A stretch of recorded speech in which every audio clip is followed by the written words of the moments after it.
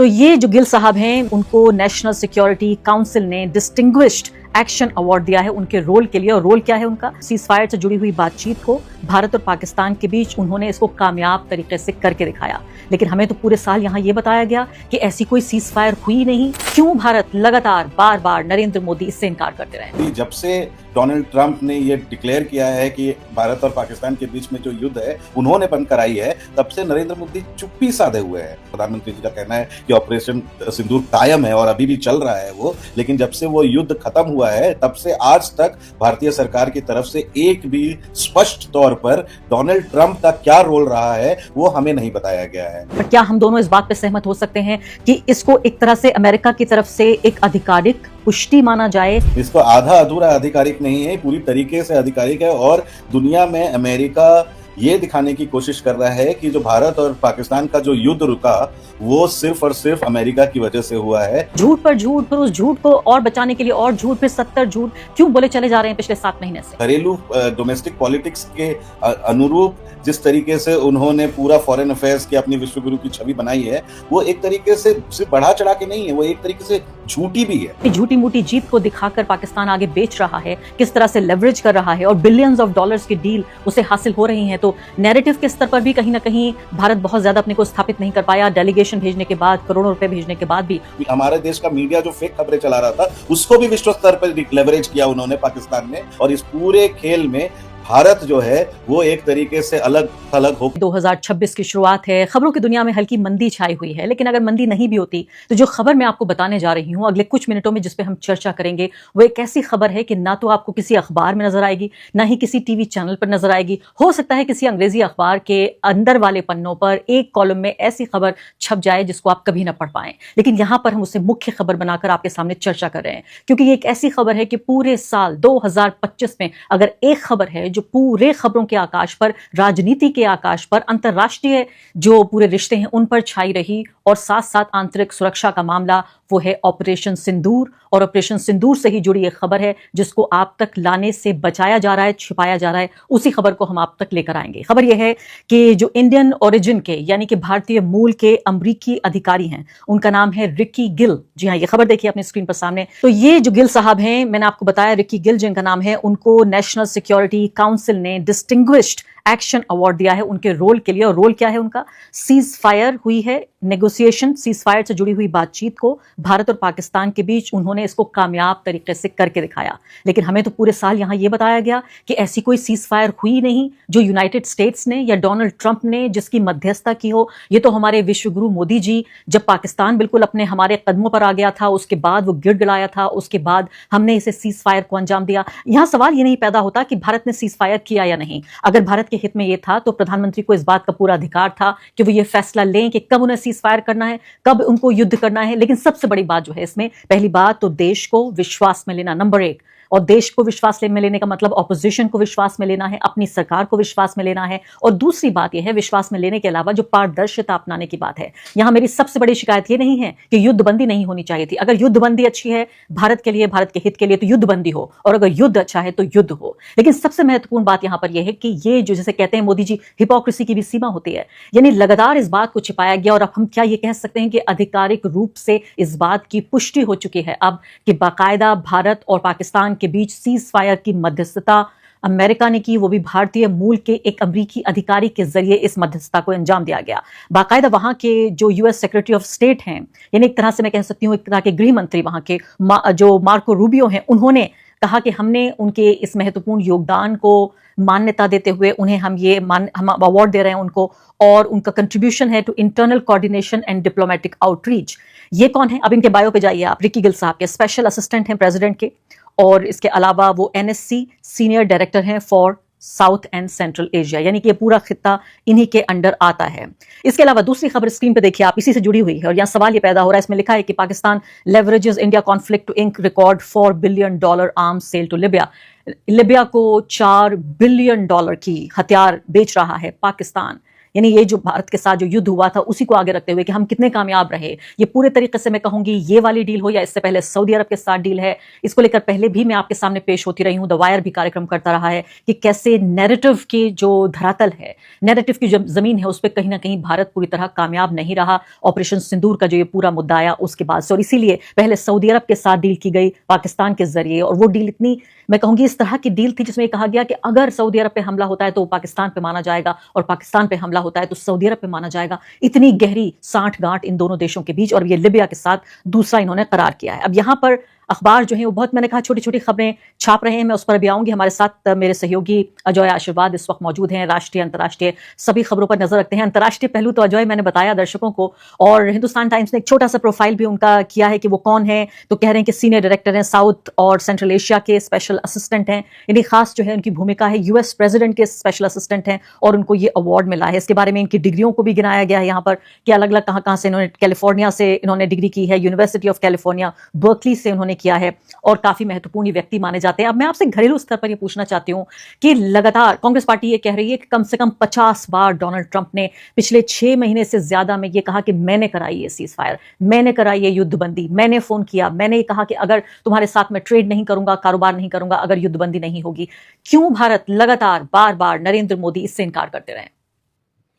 आरफा, मुझे लगता है नरेंद्र मोदी इसमें अगर इनकार भी कर देते तो भी वो हमारे लिए एक बड़ी बात होती, मगर नरेंद्र मोदी जब से डोनाल्ड ट्रंप ने ये डिक्लेयर किया है कि भारत और पाकिस्तान के बीच में जो युद्ध है उन्होंने बंद कराई है, तब से नरेंद्र मोदी चुप्पी साधे हुए हैं। वो एक भी बात कुछ भी नहीं कह रहे हैं, और बीजेपी के लीडर भी इस तरीके से, कुछ ऐसे छोटे मोटे लीडर आकर कह देते हैं कि ये ट्रंप ने नहीं कराया है, लेकिन जो ऑफिशियल जो जिनसे ये बातें आनी चाहिए, चाहे वो नरेंद्र मोदी हो, चाहे वो कैबिनेट कमेटी ऑफ सिक्योरिटी हो, उनसे अभी तक ये सारी चीजें बात नहीं आई है।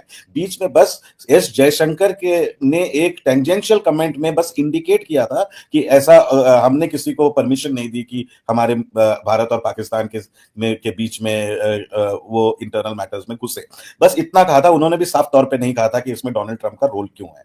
आज तक जब से ऑपरेशन सिंदूर खत्म हो चुका है, हालांकि नरेंद्र मोदी जी का, प्रधानमंत्री जी का कहना है कि ऑपरेशन सिंदूर कायम है और अभी भी चल रहा है वो, लेकिन जब से वो युद्ध खत्म हुआ है तब से आज तक भारतीय सरकार की तरफ से एक भी स्पष्ट तौर पर डोनाल्ड ट्रंप का क्या रोल रहा है वो हमें नहीं बताया गया है। इसके बनाम अगर आप यूएस में देखें तो लगातार डोनाल्ड ट्रंप कहे जा रहे हैं कि उनको नोबेल प्राइज मिलना चाहिए, जिस तरीके से उन्होंने कई युद्धें रुकवाई हैं, किस तरीके से मीडिएट किया है, और बल्कि ये भारत और पाकिस्तान का जो युद्ध है उसको भारतीय सरकार ने नहीं, उन्होंने ट्विटर एक्स पे जाकर उन्होंने ये कहा कि उन्होंने रुकवाया है। और आज जो रिकी गिल को सम्मानित किया गया, रिकी गिल कोई ऐसे वैसे छोटे ऑफिशियल नहीं है वो, जैसा कि आपने उनका परिचय दिया कि किस तरीके वो सीनियर डायरेक्टर है साउथ एशिया और सेंट्रल एशिया में जो नेशनल सिक्योरिटी काउंसिल है, उनके सीनियर डायरेक्टर है, भारतीय मूल के अमेरिकन है वो। और हम जो एज पॉलिटिकल रिपोर्टर हमें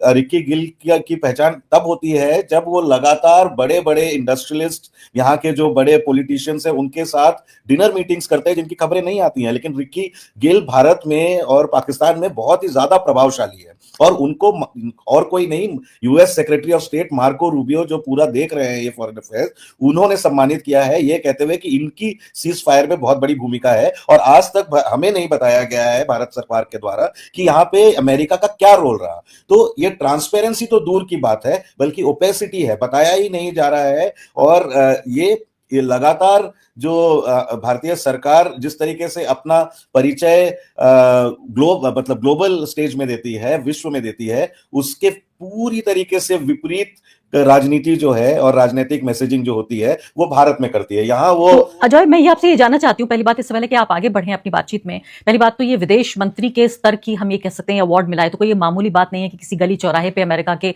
ये अवार्ड दे दिया गया। आप कह रहे हैं बेहद महत्वपूर्ण व्यक्ति हैं, तो क्या आप ये मान रहे हैं यहाँ पर, क्या हम दोनों इस बात पर सहमत हो सकते हैं कि इसको एक तरह से अमेरिका की तरफ से एक आधिकारिक पुष्टि माना जाए? हालांकि खुद जब प्रेसिडेंट बार बार कह रहे हैं तो इससे बड़ी तो कोई आधिकारिक पुष्टि हो नहीं सकती, लेकिन अमेरिकी सरकार की तरफ से, चलिए डोनाल्ड ट्रंप को भी ये मान लिया जाता है कि कभी भी कुछ भी कह देते हैं, बड़े सरफिरे हैं, दीवाने हैं, उनको कुछ पता नहीं है, लेकिन यहाँ बाकायदा सरकारी स्तर पर एक आधिकारिक कार्यक्रम करके उन्हें अवार्ड दिया जा रहा है उनके योगदान के लिए, तो इसको आधिकारिक पुष्टि माने क्या?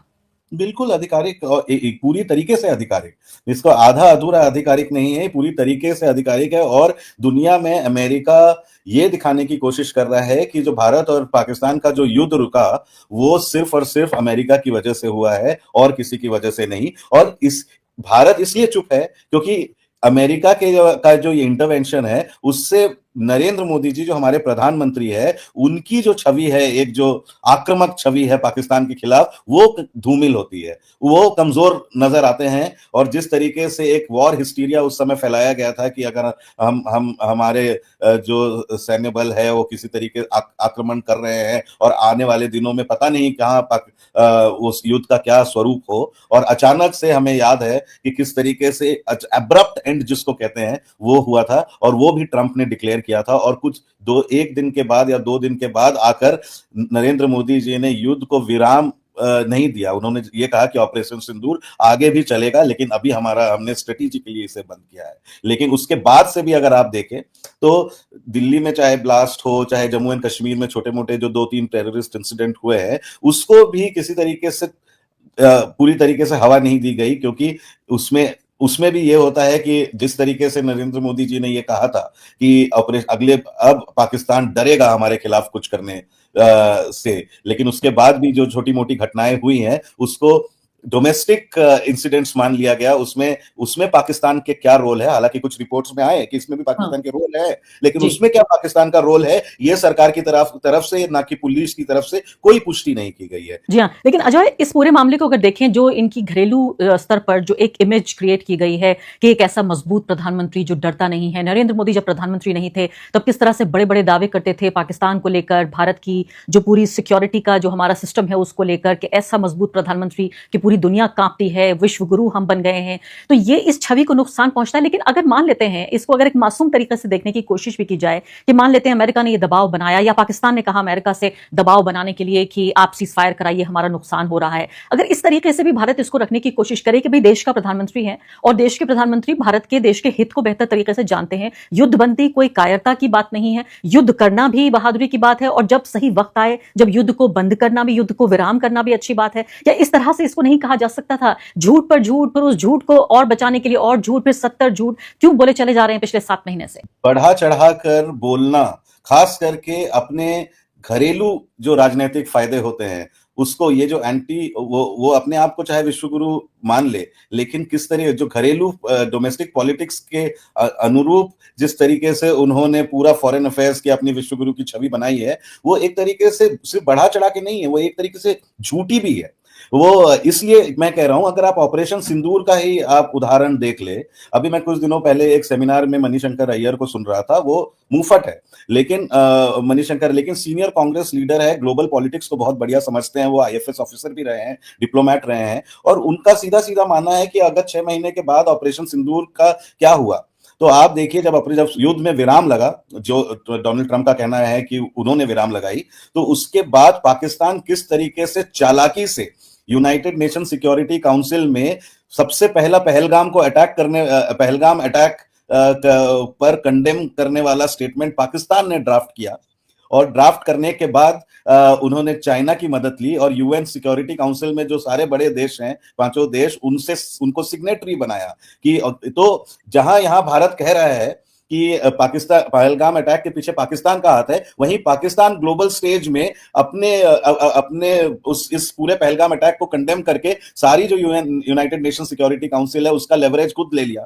फिर उसके बाद, और भारत का जो स्टैंड था जिसमें वो पाकिस्तान को ब्लेम कर रहे थे, एक भी देश, चाहे उन्होंने एक पूरा ऑपोजिशन डेलीगेशन भेजा कई सारे कंट्रीज में, और कई सारे कंट्रीज में भेजा, मगर उन्होंने नेपाल नहीं भेजा, बांग्लादेश नहीं भेजा, श्रीलंका नहीं भेजा, और मालदीव्स नहीं, जो अपने पड़ोसी हैं मुल्क जो है, वहां पर भारत ने कोई कोशिश नहीं की कि वहां एक आउटरीच हो पाकिस्तान के खिलाफ। और इसके अलावा अभी एक और रिपोर्ट ये भी आई थी अजय कि कितने करोड़ रुपए खर्च हुए हैं, मुझे पूरा एग्जैक्ट फिगर याद नहीं आ रही, लेकिन करोड़ों रुपए भारत ने।